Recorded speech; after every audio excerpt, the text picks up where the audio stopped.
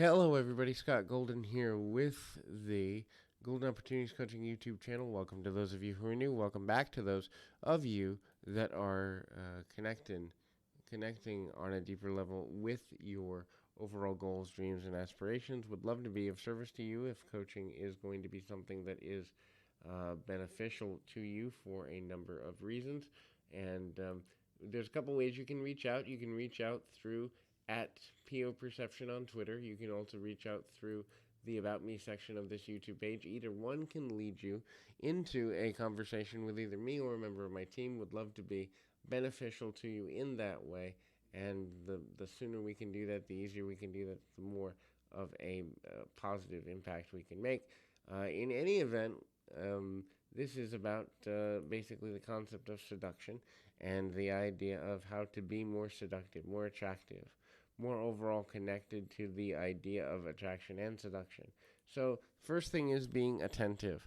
The more attentive a person is, the more attractive they become. When a person is attentive, then the other individual is going to feel like that person is invested in getting to know them, invested in getting to connect with them, invested in trying to find a way to be connected, committed, kind of drawn into them. And so that level of attentiveness is directly related to the impact that a person wants to make through, being connected, being on a date or in a dating situation or whatever have you.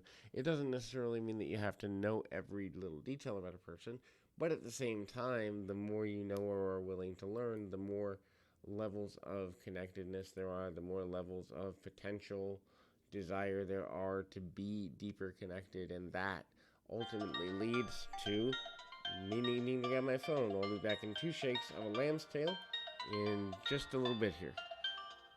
At some level, you've got to find something that makes sense for you in the long and short term of things. Doesn't necessarily mean that you have to know everything that's coming, but understanding too that, adding an air of mystery into things is important. Also, the color red can be helpful if you're trying to create both the air of mystery and the attraction level. Research has shown that the color red heightens attraction for many people. Obviously, if you're dealing with someone who is colorblind or someone who has an aversion to that color, and you know that, certainly be mindful of those things. But if it's not an issue, why not give yourself an extra added advantage, even if it's just a couple of percent? Being an active listener through the process is also extremely important. Active listening means knowing how to pace the continuation of a conversation with the idea of, not expecting too much from a person, but at the same time trying to be there for people's benefit and kind of vocalizing what your needs are in relation to getting things going in a positive direction. It means active listening in terms of sharing information when a person is paying attention. Knowing how to figure out if a person is paying attention can also be helpful. Sometimes we expect people to be putting more into our interactions than they actually are, and that can be damaging, frustrating, and somewhat annoying from time to time, especially if you're trying to connect with somebody and you think they're listening but they're really not.